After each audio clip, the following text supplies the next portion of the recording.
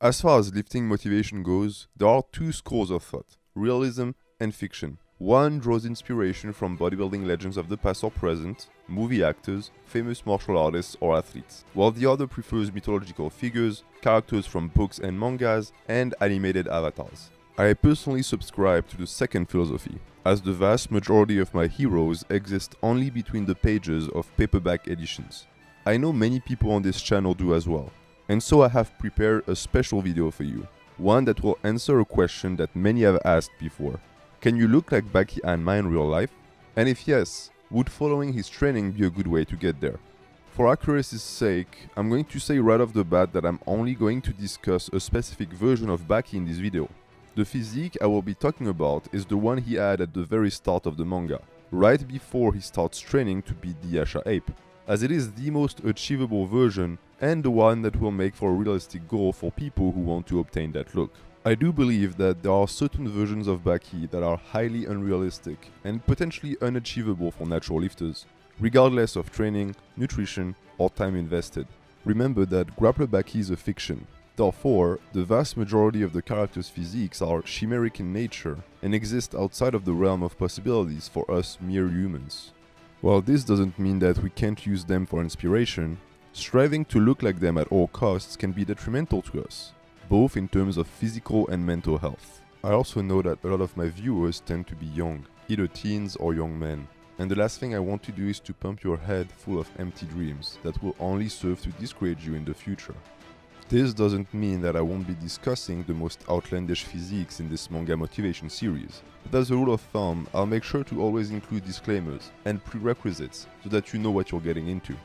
One last thing, I'm going to ignore the fact that Baki is only 13 when he achieved his body, as this has no bearing on whether or not you can achieve the same results. That being said, if you are yourself around the age of 13, I don't recommend following the training regime that I'm going to outline in this video.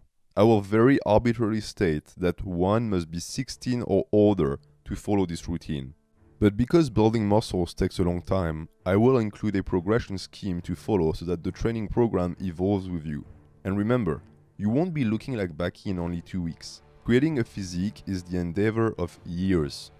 I will be offering my own original rewrite of a Baki Hanma training program. It's sort of become a trend for anime YouTubers to simply copy-paste the character's routine and try to pass them off as good or doable, which isn't true the vast majority of the time. If anything, this training regimen will get you hooked or be so unrealistic that they either result in zero gains or end up overtaxing you. Alright, let's talk about Baki's physique. His strong points are very obviously his quads, abs, and upper back, especially the middle and lower traps, and shoulders. The chest, traps, neck, glutes, hamstrings, and lower back are big but not dominant. In terms of weak points, we can cite the triceps, biceps, lats, and calves. Keep in mind that all of this is relative. Baki's arms are of course much bigger than average, but they are small compared to the rest of his physique. In terms of training, while there is a little info pre-Yasha Ape arc, we can guess what routine he followed based on the training sessions shown to us in season 2 of the anime and manga, before and after his fight against Yujiro. Based on that, we know that he likes a mix of calisthenics, weight training, and martial arts specific movements. I'm going to leave the martial arts part to the side, as this is not a forte of mine. However, I will still include dynamic bodyweight movements, as they are essential to Baki's training philosophy and can be quite good for muscle hypertrophy if programmed properly. Considering that a lot of people might not have access to a gym or simply do not like training with weights, I will include 2 different templates, one with barbells and one without. I will not include dumbbell movements, as these can be hard to come by. Keep in mind, however, that certain muscles like the legs respond very well to count-pound movements with a barbell, and that it will be much harder to grow them with body weight alone. What I'm going to focus on here is therefore not if Baki's training would actually result in a muscular body, but rather what type of routine could get you there without having to go climb a mountain and train 10 hours a day. If you're interested in hearing more about Baki's original training, I made a video about it in the anime workout playlist, feel free to check it out. I will be giving you 2 programs, with an evolution for each. For the calisthenics only program, you will need a pull-up bar, Olympic rings, and resistance bands. This is the bare minimum to achieve Baki's physique. For the weight training program, you will need everything you can find in a commercial gym. But since I want to help people who might be training at home, The equipment necessary will only include a squat rack, a barbell, and plates, plus the calisthenics material detailed earlier. No machines or dumbbells will be required.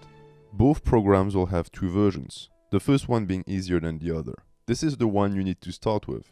The second version is not necessarily a perfect development of the first, but it will showcase certain evolutions of the training that will help you understand what will make you progress in the long run.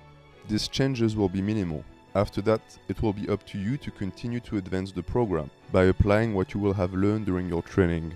A big part of building a muscular body is learning how to program, and this process should help you greatly in that aspect.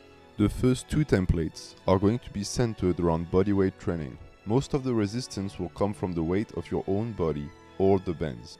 The first bodyweight template is going to be centered around calisthenic movements as well as a few band variations. So what you're basically going to be doing with that program is you will be training 5 times a week and you will mostly be doing stuff for as many reps as possible. The reason for that is, since these are not weighted movements, you're going to find that your ability to recover from them is quite high, and you're not going to risk injury by pushing the fatigue so far. So you will be doing a lot of push-ups and pull-ups for as many reps as possible. I also introduced the concept of ring rows in this program because it is quite difficult to train the upper back when you only have access to bodyweight movements. That being said, ring rows are a very underrated movement for the upper back and its total development, which is why I have you do so many of them. For the shoulders, you're going to do some band overhead press. You're still going to be doing some push-ups as well, which also develop the shoulders. As far as the legs go, this is the difficult portion of training with only body weight. You will have to do some band squats, for example, some band good mornings. You will find that the band good mornings tend to be much harder than the band squats. And since one of Baki's main characteristic is the massive quads he has, you will find that it's going to be very tough to develop that portion of the body with only body weight, but you will have to make do with what you have. And since this is the 101 version of the training regimen for the calisthenic movements, I cannot have you do movements that are way too advanced because most likely you're going to be a beginner when you start that program. So all of the movements are low enough in technicality that they're not going to represent a difficulty that is going to prevent you from actually doing them.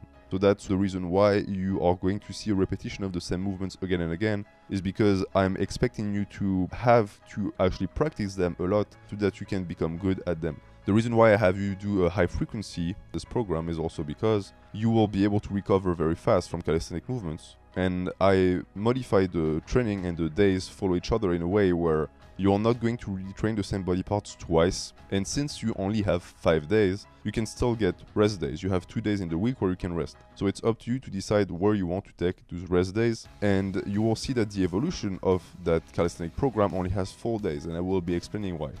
So when it comes to the advanced calisthenics programs, it's a direct evolution of the first one. So you will see the same movement patterns, but they might be more difficult. So for example, you will see some ring push-ups in there instead of normal push-ups. You're going to start doing some weighted pull-ups. You might have to do some pistol squats, etc., etc. All of that is going to depend on your ability to progress. You do not have to do these movements if you are not able to do them. If you don't have the level yet, you can just do the ones that were in the program number 1, the one that was easier. The logic behind this is I'm shrinking the program for 5 to 4 days. And the reason why I do that is because I'm going to put much more volume within the days. So that is going to help you build your work capacity. It's also going to save you some time, and you're going to find that the amount of work you're actually getting done with this program is more than the first program by a lot. And yet you're training less days, but it's because the sessions are going to be much longer, as you will find. I'm also going to really start hammering the supersets. The program number 1 already has supersets, but they're quite easy to do. This one is offering some more challenge when it comes to that. It's going to start becoming really taxing on your cardiovascular system and on your endurance in general, but that's a good thing because it's going to push your limits. And as far as the progression on this, as I show in the program, you start having reps, meaning that first program really let you do as many reps as possible, just so that we could really help you build a base. This time, since we focus on progression and muscular hypertrophy more, you're going to have to respect certain rep ranges. Keep in mind what I said before, the rep range you can modify, it's up to you, it's up to your progression and what you want to transform the program into. But that is a calisthenic program that can actually become quite advanced, so you can really stay on it for a long time. I would even say years. And the development is going to be quite good. Of course, you're limited because you're not using weights, but if it's the only option you have and you only have rings, a pull-up bar, and resistance bands, you will build a good muscular body on this program. So that will be it for the calisthenics only templates, and now we're going to jump into the ones about weight training. The second two templates are going to be centered around weight training. Most of the resistance will come from the weight of the barbell, although I still included calisthenics because they are useful for hypertrophy.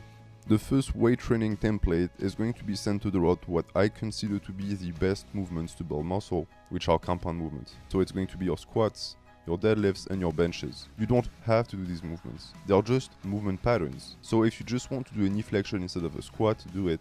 If you want to do a different hip hinge for a deadlift, do it. All that matters is that you do the compound movements for the amount of sets and reps that I prescribe.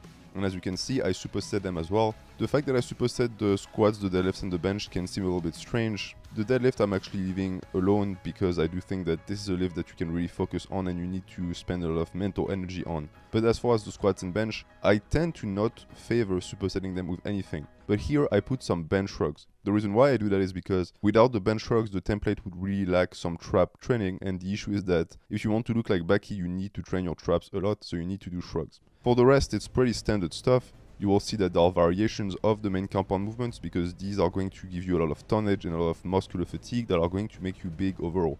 I'm also not neglecting the small body part, so you do train your triceps, you train your biceps, and overall this is going to give you a good development. You will find that this training is quite minimalistic in nature, and this is because this is the 2.0 basically of the weight training template. It's for novices, it's for beginners. So it's to teach you the basic movements that are going to make you big over time, but I'm trying to not completely bury you under fatigue. I want to give you some time to rest. I want to give you only 3 days in the gym so that you can actually get used to it, and I want to make sure you don't spend 3 hours in there every day. Each session should be done in 1 hour and 30 minutes. You will notice that every single day has a finisher set that has infinity sets. What does that mean? It means that you keep going until you can't go anymore. Does it mean that you keep going until you can't do a single rep? No. You keep going until you find that it's not necessary anymore. And you will quickly realize that you will barely be able to get 3 or 4 sets in. These should be done very rapidly. You shouldn't be taking any rest in between the movements. That's the point. It's going to get your cardiovascular system up, it's going to get your heart pumping, and it's going to really push the muscles to their limit so that you can go home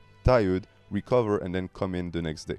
The movement I put in there are going to be for the abs, for the chest because you only bench once a week, and for the neck because neck development is very important if you want to look like Baki or a Baki character because they all have massive necks. As for the rest, you deadlift once a week, you do your normal squat once a week. Overall, this is going to be a good amount of practice, but if you compare that to a regular novice programs, you would realize that you don't get as much as a frequency. The reason why is because I would much rather have you be more patient when it comes to progressing on the compound movements and get a better overall development and relationship with the training instead of just rushing you into something that will eventually lead to a plateau. I want to help you develop a love of training because that's the reason why Baki looks like he does. He loves training. And if you want to eventually be big, that's what you need. This is the most important thing. If you don't like what you're doing, if you resent it, you will not stick to it.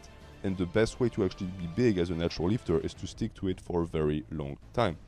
As for the 2.2 of the weight training template, as I explained, it is going to be based on the 2.0, and the logic is the exact same thing as with the calisthenic programs. I just up the volume. So I'm going to add variation of the compound movements in there. I'm going to have you spend more time in the gym. You're going to tire the muscle out more. And we're going to stay on a 3-day basis because I do think that it's still a good amount of frequency. You're still going to get a lot of volume in. Every muscle group is going to be destroyed every 3 days because this is a full body template just like the first one.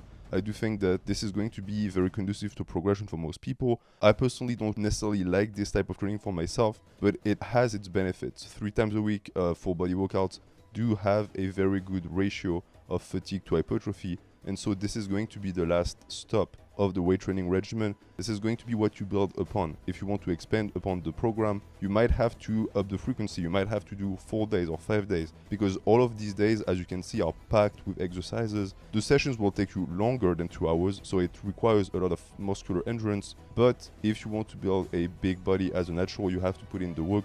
You cannot just train an hour a day. At some point, it stops being possible. You need to push the limits. If you follow these programs with consistency and determination, you will build a muscular body. Will you look exactly like Baki Hanma? Probably not. After all, you don't have his frame, muscle insertions, and hormonal profile. You're also most likely taller than him. But if you stick to it, train hard and never give up, you will have achieved something much more desirable. You'll be on the path to become the best version of you. And if what it takes to get you going is to try and emulate a fictional character that you aspire to resemble, then so be it. This is the entire point of this motivation manga series. I hope you will make great gains on those Baki Hanma programs, and we'll be back soon with more videos on the topic. If you want to learn more about bodybuilding, explore the channel using the playlists. Thanks for watching and have a good day.